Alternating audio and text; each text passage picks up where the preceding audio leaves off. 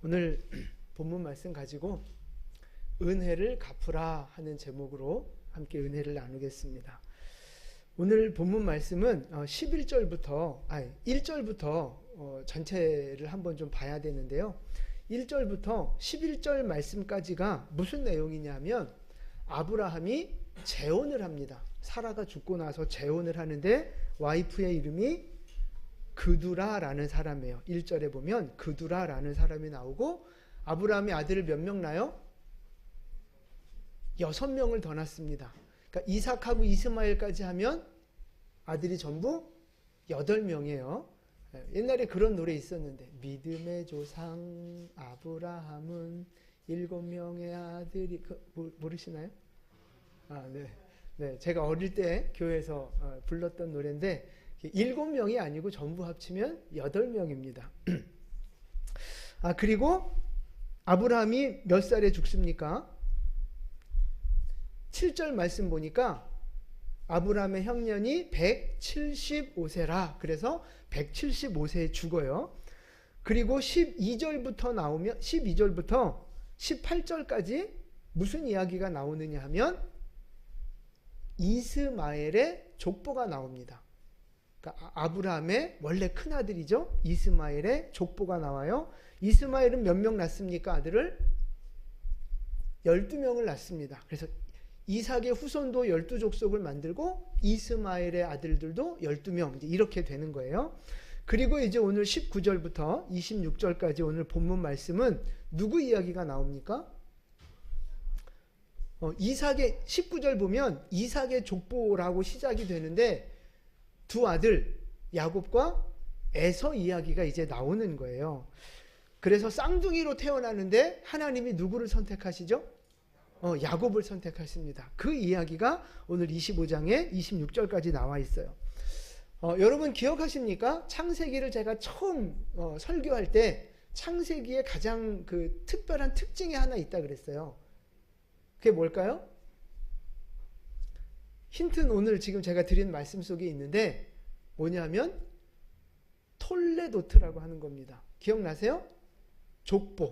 족보라고 하는 말이 이 히브리어로 이제 톨레도트라고 하는데 이 창세기에는 족보가 몇 개 나온다? 10개 나온다. 네, 지금 1년이 넘었어요. 우리 창세기 시작한 지가. 그래서 기억이 안 나는 게 당연합니다.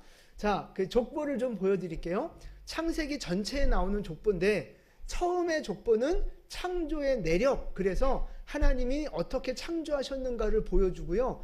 그 다음에 이제 아담의 족보부터 쭉 나오는데 우리 사람 이름만 쭉 순서대로 한번 같이 읽어보겠습니다. 아담, 노아, 셈, 함, 야벳, 셈, 데라, 이스마엘, 이삭, 에서, 야곱. 네, 이렇게 해서 10개의 족보가 창세기 처음부터 끝까지 가득 차 있어요. 톨레도트 족보입니다. 근데 누구 족보가 안 보여요? 이스마엘 있잖아요. 그죠? 아브라함이 없어요. 아브라함이 없는데 아브라함은 누구 족보 속에 들어가느냐 하면 데라의 족보 속에 들어갑니다. 데라의 아들이잖아요. 아브라함이. 그런데 아브라함이 이제 오늘 죽잖아요. 25장에서 아브라함이 죽으면서 누구 족보가 끝나는 거예요? 데라 족보가 끝나는 거예요. 6번에 있는 데라 족보가 끝나고요.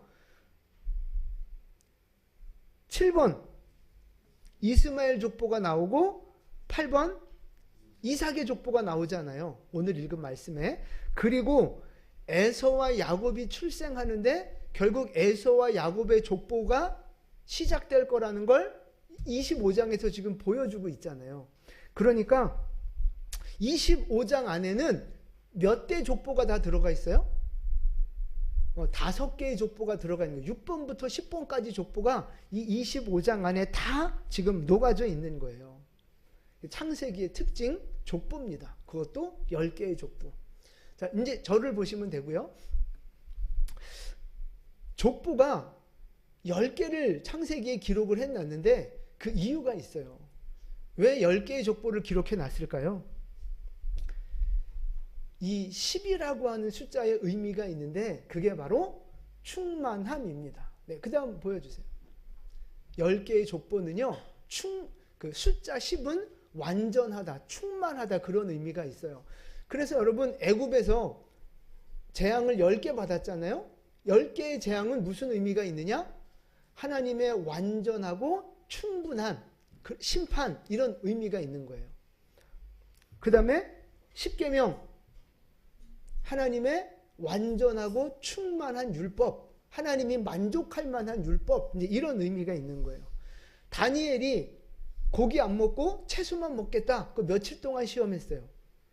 열흘 동안 시험했어요. 그것도 충분한 완전한 검증의 시간, 그런 의미가 다 들어가 있는 거예요. 그러니까 그렇다면 10개의 족보는 우리가 어떻게 해석할 수 있는 거예요? 족보는 구속사잖아요. 하나님이 일하시는 구속사를 보여주는 건데 결국 하나님의 구속사의 계보가 완전하게 이루어졌다. 하나님이 뜻하시는 대로 구속의 역사가 흘러가고 있다. 지금 그거를 상징적으로 보여주고 있는 거예요. 10개의 족보를 통해서 하나님이 이들의 인생과 그 자녀들의 인생을 다 돌보시면서 하나님의 뜻이 이렇게 계획대로 이루어져 가고 있다는 걸 보여주고 있는 거예요. 그래서 성경은요, 여러분, 굉장히 치밀하게 어떤 논문보다도 더 정확하고 굉장히 체계적으로 의도를 가지고 기록된 책이에요. 그래서 성경의 깊이를 알면 알수록 입이 딱 벌어져요. 놀랍습니다. 도대체 하나님은 어디까지 생각하시고 성경을 기록하셨는가 놀라울 뿐이에요. 자, 그래서 창세기는 10개의 족보로 이루어져 있다. 그럼 이제 여기서 여러분 제가 질문 하나 드리고 싶은 게 뭐냐 하면 10개의 족보를 통해서 하나님의 뜻이 흡족하게 완전하게 지금 이루어져 가고 있다고 했잖아요. 창세기 안에서, 인류의 역사 안에서. 그러면 하나님의 뜻이 완전하게 충만하게 잘 이루어져 가고 있는 이유가 아담부터 노아, 데라, 아브라함 해서 야곱까지 이 인물들이 믿음이 좋은 사람이고 하나님 앞에 순종하는 사람이고 하나님의 말씀을 너무 귀하게 여기는 사람들만 모아놨기 때문에 하나님의 뜻이 문제없이 잘 이루어진 걸까요? 하는 거죠. 너무 길었나요? 하나님의 뜻이 완전하게 이루어졌다고 하는데 그 이유가 이 족보에 나온 사람들이 믿음이 좋고 순종을 잘하고 성품이 좋은 사람들이라서 하나님의 뜻대로 이루어졌느냐 하는 거예요. 그런가요? 아니에요. 우리가 딱 봐도 좀 미달된 사람들 보이잖아요. 문제가 많은 사람들이 여기 다 들어가 있다고요. 완전한 사람은, 이 족보 중에 완전한 사람 누가 있어요? 아무도 없어요. 다 부족한 사람들, 다 범죄한 사람들, 부끄러운 사람들, 그런 사람들이에요. 때로는 하나님의 말씀을 거역할 때도 있고 타락해서 범죄할 때도 있고 막 이런 사람들이라고요. 그런데 중요한 건 뭐냐?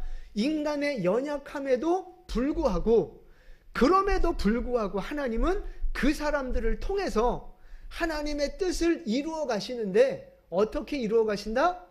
완전하게 이루어 가신다. 흡족하게 이루어 가신다. 하나님의 뜻이 완성되어지도록 하나님의 역사는 이루어지고 있다는 거예요. 쓰임받고 있는 사람들은 불완전한데 여전히 죄인이고 부족한 게 많은데 그럼에도 불구하고 하나님은 그 사람들을 붙잡아서 하나님의 뜻을 완성시켜 가고 있다는 사실입니다. 이게 중요한 거예요. 그럼 여러분, 하나님이요, 어떤 방법으로 이 부족하고 연약한 사람들을 하나님의 뜻을 이루는 자들로 지금 사용하고 계신 거예요? 어떤 방법으로?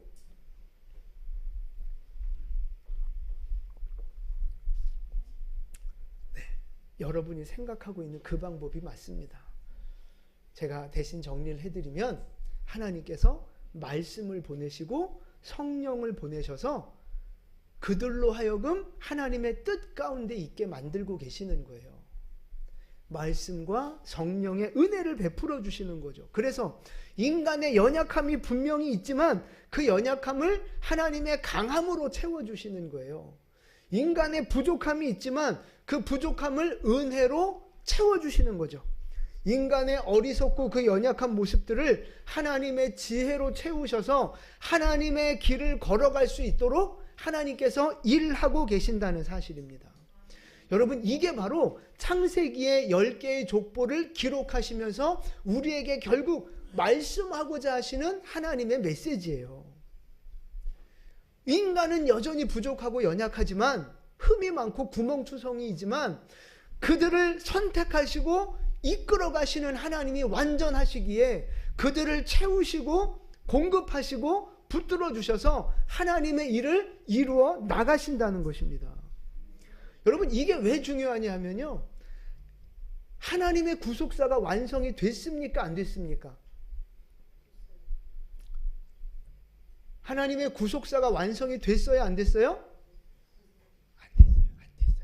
구속사가 완성이 됐어요? 안 됐어요? 안 됐어요. 예수님께서 문을 열고 시작은 하셨지만 구속사의 완성은 언제 맞춰지는 거예요? 예수님 오시면, 마지막 새 하늘 새 땅이 이 땅에 내려올 때 그때 완성이 되는 거라고요. 그러니까 하나님의 구속사는 시작은 됐지만 아직 완성되지 않았어요. 그러면 완성되기까지 하나님은 뭐 하시는 분이에요? 일하시는 분이에요. 하나님은 계속해서 일하신다고요. 근데 누굴 통해 일하세요? 사람을 통해서, 우리를 통해 일하세요. 그런데 우리는 하나님이 쓰시기에 합당한 사람들, 부족함이 없는 사람들, 다 믿음이 충만하고 준비된 사람들이죠?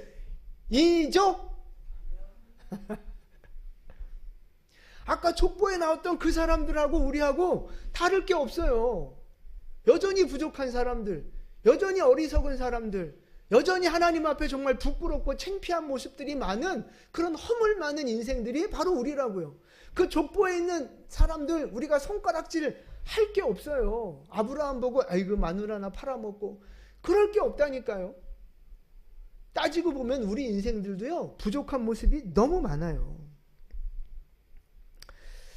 아브라함만, 아담만, 야곱만, 그 사람들만 부족하고 연약한 게 아니고요, 오늘 나 자신도, 오늘 우리 모두가 다 사실은 연약한 사람, 부족한 사람, 허물 많은 사람이에요. 안 그렇습니까?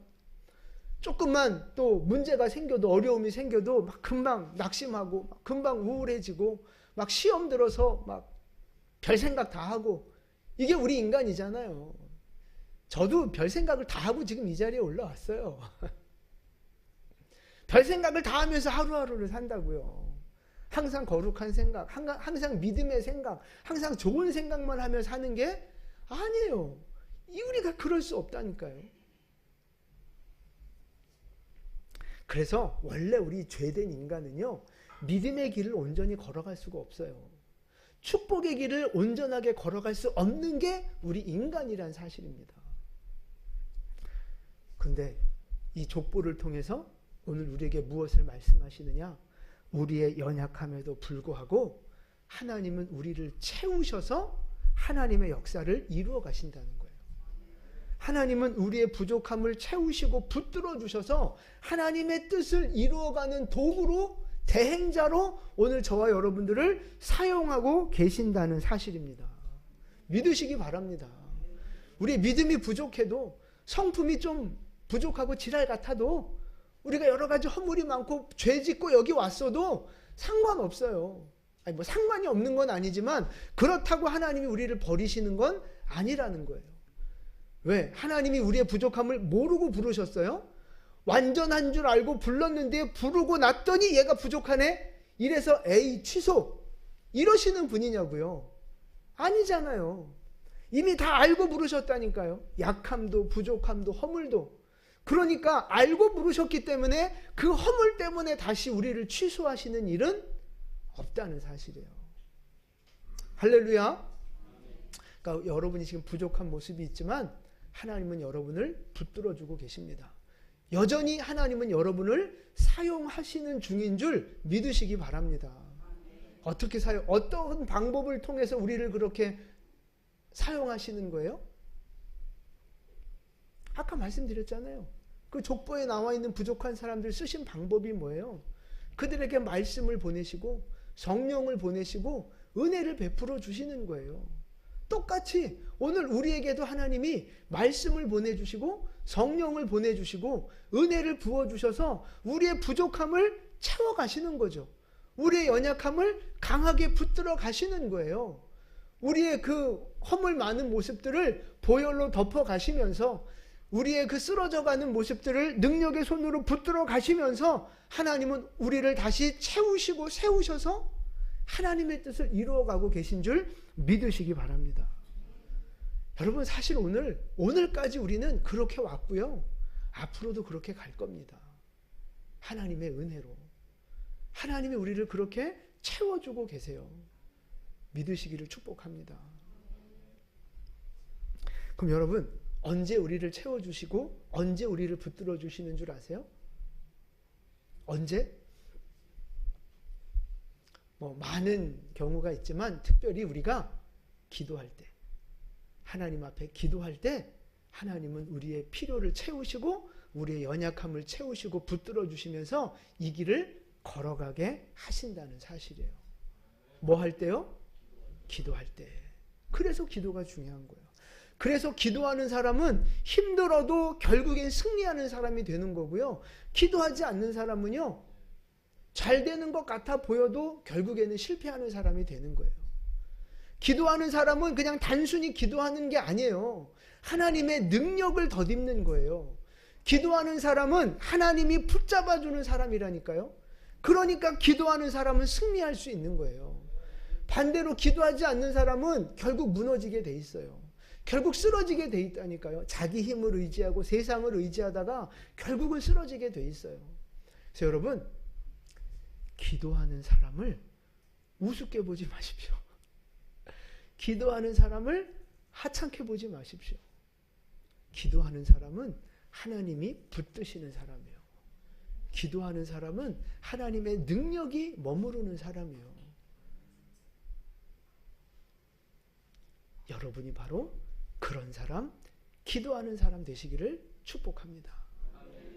말씀 하나 보겠습니다. 야고보서 1장 5절 말씀이에요. 함께 봉독합니다. 너희 중에 누구든지 지혜가 부족하거든 모든 사람에게 후히 주시고 꾸짖지 아니하시는 하나님께 구하라. 그리하면 주시리라. 아멘. 지혜가 부족한 사람 뭐 하래요?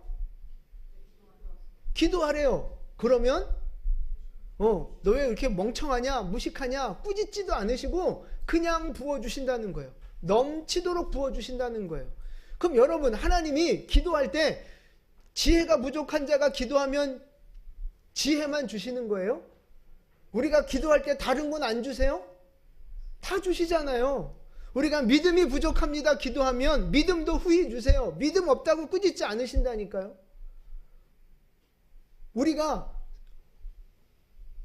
돈이 부족하다고 하나님 앞에 기도하면 아이고 넌 왜 돈도 없냐, 우리를 책망하지 않으세요. 우리가 돈을 위해 기도하면 하나님은 재정을 채워주시는 분이에요.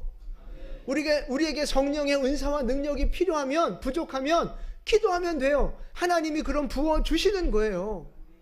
그러니까 우리의 영적인 것, 육적인 것, 모든 것들을 하나님은 기도하는 자에게 부어주시겠다고 약속하셨어요.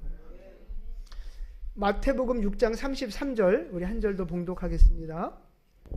그런즉 너희는 먼저 그의 나라와 그의 의를 구하라.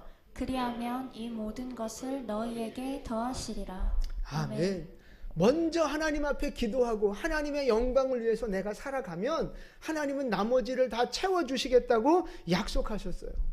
그것이 영적인 것이든 육적인 것이든 따지지 않고 하나님은 기도하는 자에게, 하나님을 위해 살아가는 인생들에게 모든 것을 넉넉하게 채우시는 사실 믿으시기를 바랍니다. 그러니까 여러분, 안 된다, 부족한다, 부족하다, 못한다, 여러분 이런 말씀 하지 마십시오. 부정적인 얘기 하지 마세요. 현실적으로 불가능해 보이고 안 될 수밖에 없는 상황에 있다 할지라도 우리는 뭐 하는 사람이 돼야 돼요? 기도하는 사람이 돼야 돼요. 기도하는 사람이 돼야 돼요. 기도하면 하나님이 없는 것을 채우시고, 기도하면 약한 것을 붙들어 주시기도 하고요. 우리가 기도하면 없는 중에도 그것을 버티게 하시는 분이에요. 쓰러져도 포기하지 않게 하시는 분이라고요. 여러분, 그래서 기도가 중요한 겁니다. 기도하는 자에게 꾸짖지 아니하시고 후히 주시는 분, 좋으신 우리 하나님이십니다. 여러분, 안 된다, 못한다 말씀하지 마시고 기도하는 여러분 되시기를 축복합니다. 우리의 믿음, 기도하면 부어주실 겁니다. 우리의 성품, 기도하면 하나님이 만져주실 겁니다. 우리의 영적인 육적인 모든 삶의 모습들, 기도하는 자는 날마다 성장하고 날마다 변화되고 날마다 성숙해져 갈 줄로 믿습니다. 기도하는 사람은 교회를 10년 나오고 20년을 나와도 바뀌는 게 없는 거예요. 정말 변하지 않는 사람, 정말 순금같이 변하지 않는 사람. 기도하는 사람은 변화가 있습니다. 하나님은 기도하는 사람을 변화시켜 주실 겁니다. 믿음의 사람으로, 성령의 사람으로, 예수 닮은 사람으로. 여러분, 하나님은 기도하면 후히 주시는 분이라고 말씀하셨어요. 은혜를 넉넉하게 주시는 분입니다. 여러분, 기도하십시오. 기도하는 사람이 되십시오.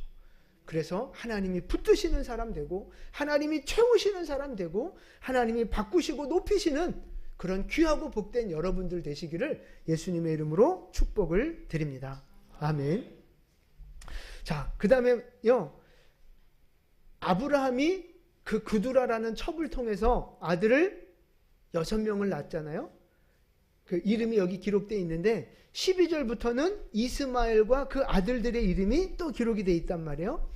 요 두 아들들, 아브라함의 아들들과 이스마엘의 아들들 그룹에 공통점이 있어요. 공통점. 뭘까요?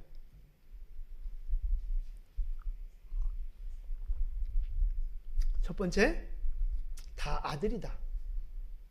다 아들입니다. 네. 아, 요럴 때 딱 웃어주셔야 되는데, 진짜.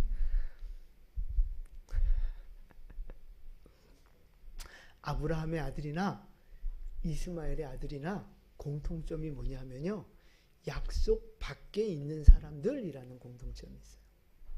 하나님의 언약의 말씀 밖에 있는 사람들.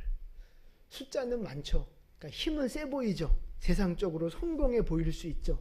그러나 그들에게는 하나님의 약속된 말씀이 없는 사람들, 하나님의 구속사에서 벗어나 있는 사람들이라는 거예요. 그런데 아브라함이 하나님의 약속을 받은 아들은 몇 명이에요? 한 명이에요. 그럼 이삭이잖아요, 그게. 그 이삭이 약속을 받은 아들은 몇 명이에요? 한 명이에요. 야곱 한 명이라고요. 그러니까 6대1, 12대1 숫자로 하면 쫄리지만, 밀리지만 그게 중요한 게 아니라고요. 하나님은 숫자가 중요한 게 아니에요. 하나님은 크기와 규모가 중요한 게 아니에요. 하나님은 하나님이 말씀을 맡긴 사람, 하나님이 선택한 사람, 하나님이 약속한 사람, 그 사람을 통해서 구속사를 완성해 가시고 하나님의 뜻을 이루어 가신다는 사실을 믿으시기 바랍니다. 그럼 여러분, 그 이스마엘의 12아들 중에 괜찮은 아들, 세상적으로 볼 때 괜찮은 아들 없었겠어요? 아브라함의 그 6명의 아들 중에 괜찮은 아들 없었겠냐고요. 세상적으로 잘난 사람들 없었겠냐고요. 그럼에도 불구하고 하나님은 이삭 한 사람을, 야곱 한 사람을 선택하시고 그들을 통해 구속사를 이루어 가시는 이유가 뭘까 하는 거예요. 왜 그들을 선택하셨을까요?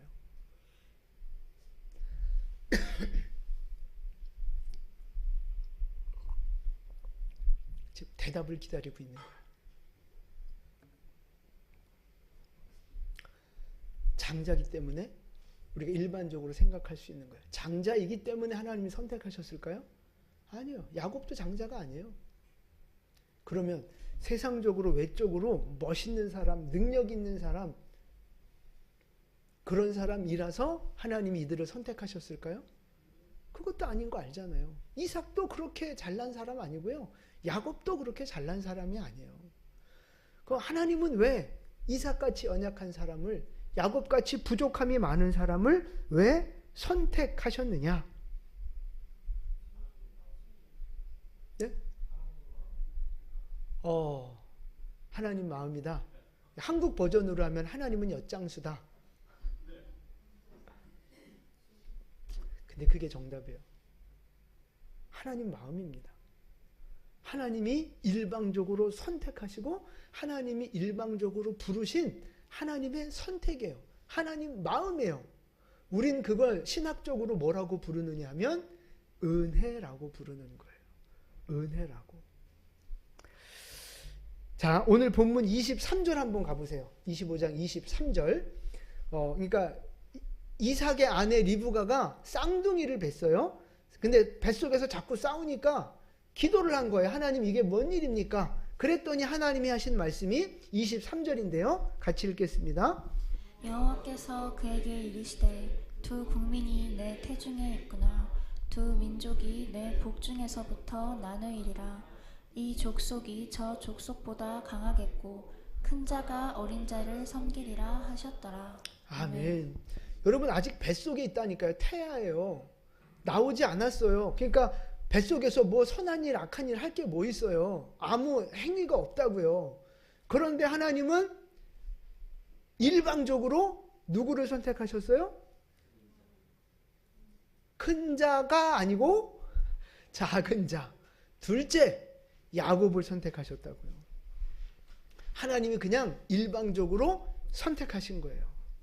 사람들은 자꾸 조건을 따지잖아요. 장자냐, 능력이 있냐, 뭐 이런 거 저런 거 따지는데 혈통이 어떠냐 따지는데 하나님은 그런 거 묻지도 않고 따지지도 않고 우리 이순재 선생님처럼 묻지도 않고 따지지도 않고 그냥 하나님이 일방적으로 선택하시는 거예요. 선택. 그러니까 하나님의 관심은 잘난 사람, 외적인 조건에 있는 게 아니고요. 그냥 하나님이 일방적으로 선택하신 거예요. 하나님의 관심은 그 선택받은 사람에게 있다는 말씀입니다. 하나님의 선택. 그걸 다른 말로 말하면 은혜인 거예요. 은혜. 여러분 하나님이 25장 이 족보를 통해서 우리에게 지금 가르치고자 하시는 메시지가 바로 이거예요. 은혜라는 메시지예요. 은혜라는 메시지. 하나님이요 아브라함을 왜 선택하셨어요? 이유가 나와요 성경에? 없어요. 아브라함을 선택하신 이유가 없어요. 그럼 이삭은요 왜 선택하셨어요? 아니 이삭은 임신도 안 했을 때부터 그냥 하나님이 선택하셨어요.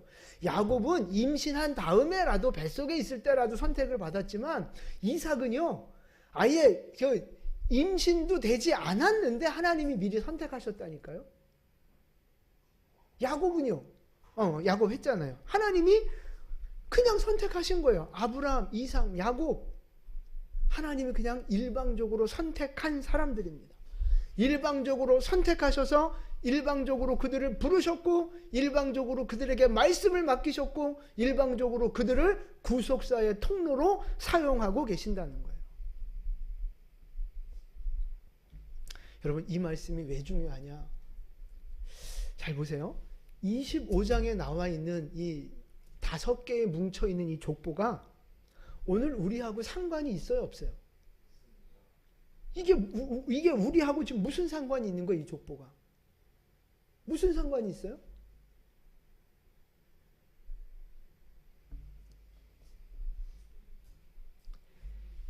아브라함을 은혜로 선택하셨고 이삭과 야곱을 은혜로 선택하신 하나님, 이 족보를 이어가시는 하나님이 오늘 우리도 은혜로 선택하셨다는 걸 보여주고 있는 거예요. 하나님이 은혜로 선택하신 사람 아브라함만이 아니고 이삭과 야곱만이 아니고 오늘 저와 여러분도 하나님이 선택하셔서 부르신 하나님의 사람들이라는 사실을 믿으시기 바랍니다. 여러분 우리가 구원받을 만한 짓을 한 게 있어요?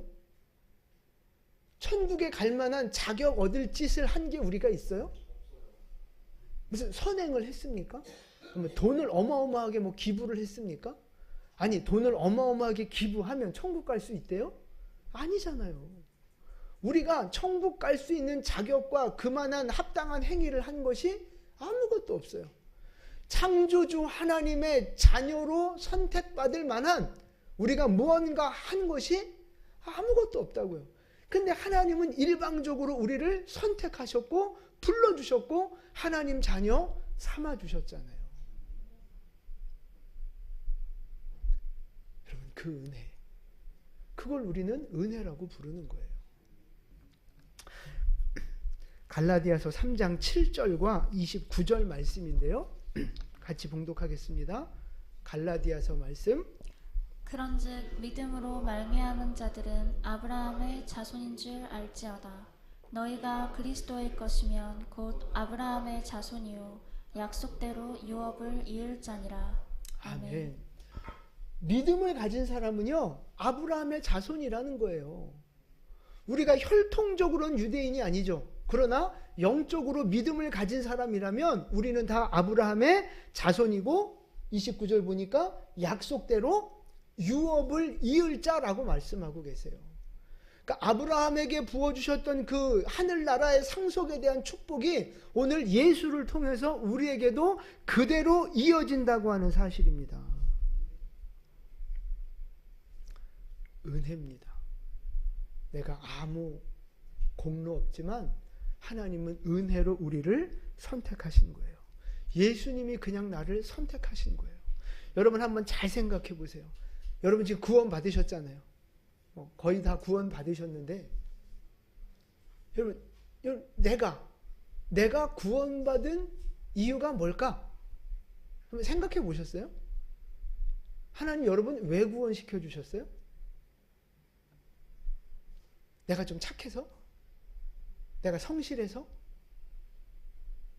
내가 믿음이 좋아서? 아무것도 없다니까요. 그냥 은혜예요. 그냥 하나님이 나를 선택해 주신 거예요. 원래 나를 선택하지 않으셨으면 나는 그냥 죽어서 죄인으로 살다가 죽어서 지옥 가야 되거든요. 근데 하나님이 그냥 나를 그냥 콕 집어서 선택해 주신 거예요. 아무것도 한 게 없는데. 그래서 구원은 은혜고요. 하나님의 선물입니다. 구원은 은혜고요. 하나님의 선물이에요. 이걸 정말 누구보다도 깊이 깨닫고 하나님의 그 은혜를 갚는 인생, 하나님 주신 은혜를 은혜 갚는 인생을 살았던 사람이 있어요. 뭐 많은 사람들이 있지만 그 중에 한 사람이 누구냐 하면 바울입니다. 바울. 사도행전 20장 24절 말씀인데요. 같이 봉독합니다. 내가 달려갈 길과 주 예수께 받은 사명 곧 하나님의 은혜의 복음을 증언하는 일을 마치려 하면은 나의 생명조차 조금도 귀한 것으로 여기지 아니하노라. 아멘. 바울이 복음을 위해서, 예수를 위해서 뭐도 중요하지 않다는 거예요? 자기 목숨도 중요하지 않다는 거예요. 그러니까 바울은 깨달은 거예요. 예수님의 그 십자가의 사랑이 얼마나 크고 깊은가를 온 몸으로 깨달은 사람이에요. 예수님이 그 죄인 같은 지옥불에 떨어져 마땅한 죄인의 괴수와 같은 자기를 선택하셔서 구원하시고 자녀 삼으시고 열방을 위한 이방의 그 빛으로 바울을 삼아주신 그 은혜가 얼마나 큰지, 그것이 얼마나 큰 영광인지를 바울은 말로 표현할 수 없을 만큼 그걸 그냥 다 온몸으로 느끼고 경험했던 사람인 거예요. 그러니까 그 큰 은혜, 그 깊은 은혜를 경험하고 나니까 이제는 뭐도 아깝지 않아요? 내 목숨도 아깝지 않은 거예요. 하나님의 영광을 위해서라면, 예수 복음을 위해서라면 내 목숨도 아깝지 않은 거예요. 내 목숨을 담보로 주님의 영광을 위해 살아가는 인생이 된 거예요. 여러분, 바울은 그렇게 고백합니다. 내게 맡겨주신 사명, 그것이 내 목숨보다도 중요하다고 고백했어요. 하나님의 은혜를 믿고 은혜를 깨달은 자의 고백입니다. 근데 여러분은 어떻습니까? 하나님이 여러분에게 맡겨주신 사명이 있는데 그 맡겨주신 사명이 더 중요합니까? 여러분의 목숨이 더 중요합니까? 지금 여러분은 뭐가 더 중요해요? 아니, 뭐 목숨까지는 바라지도 않아요. 여러분, 사명이 더 중요합니까? 아니면 돈이 더 중요합니까? 학교 성적이 더 중요합니까? 내 자존심이 더 중요합니까? 내 가족이 더 중요합니까? 여러분, 뭐가 중요해요, 지금? 여러분은 지금 뭐를 더 중요하게 여기면서 살아가고 계세요? 하나님의 은혜보다, 그 하나님이 맡겨주신 사명보다 중요한 게 없어요. 바울은 자기의 목숨까지도 조금 더 귀한 것으로 여기지 않는다 그러잖아요. 예수님도 말씀하셨잖아요. 네가 나를 따르려거든 다 부인하고, 만약 네 부모가, 네 자식이 그것에 걸림돌이 되면 자식을 버리고라도, 부모를 버리고라도 나를 따라야 된다는 것이 하나님의 말씀, 예수님의 말씀이었잖아요.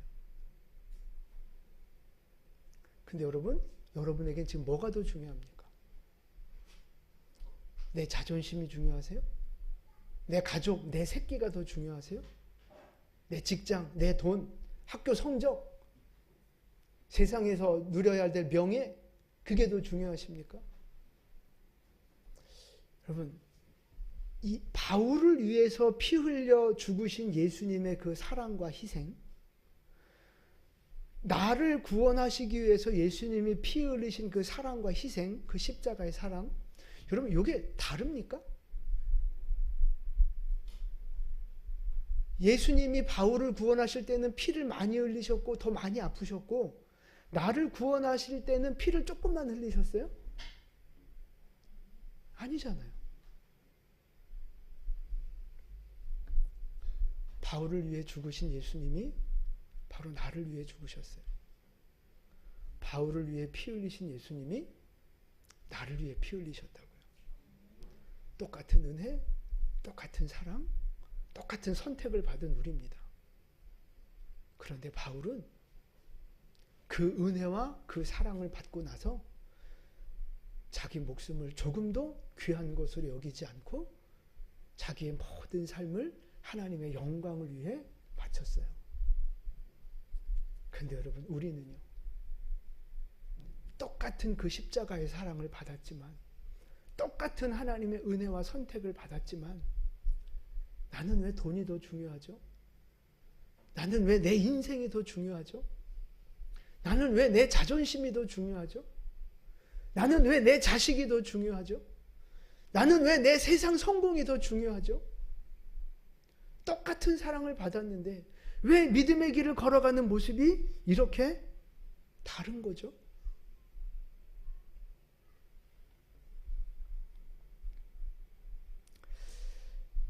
하나님의 은혜는요, 너무도 크고 너무도 깊어서 우리가 다 갚을 수 없는, 다 알 수도 없는 놀라운 사랑입니다. 여러분이 그것을 더 깊이, 더 많이 깨닫고 경험하는 여러분 되시기를 축복합니다. 그래서 바울이 그런 말을 했어요.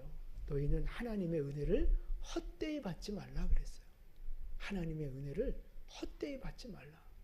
그래서 오늘 말씀의 제목도 은혜를 갚으라, 이렇게 정한 거예요. 은혜를 갚으라. 십자가의 은혜 받지 않았습니까? 지금까지 나를 보호하시는 은혜 받지 않았습니까? 나의 기도를 들으신 은혜를 받았고, 나를 하나님의 자녀로 선택받는 그 은혜로 여기까지 살아오지 않으셨습니까? 그러면 여러분, 이제 은혜 갚는 인생을 살아가야 하시지 않겠느냐 하는 거죠.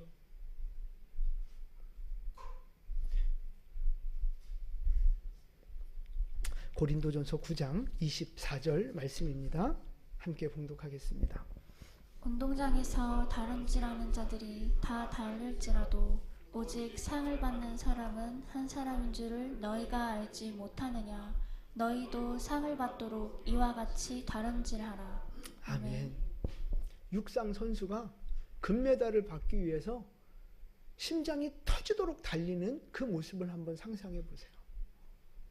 심장이 터지도록 그 금메달 하나 받자고. 바울은요, 자기가 복음을 위해 살아가는 길이 지금 그렇다고 고백하고 있는 거예요. 숨이 턱에 차고 심장이 터지도록 그렇게 하나님의 영광을 위해서 자기의 모든 것을 쏟아붓고 있다고 고백하면서 우리에게 말씀하시는 거죠. 너희도 이와 같이 다름질하라. 너희도 이와 같이 다름질하라.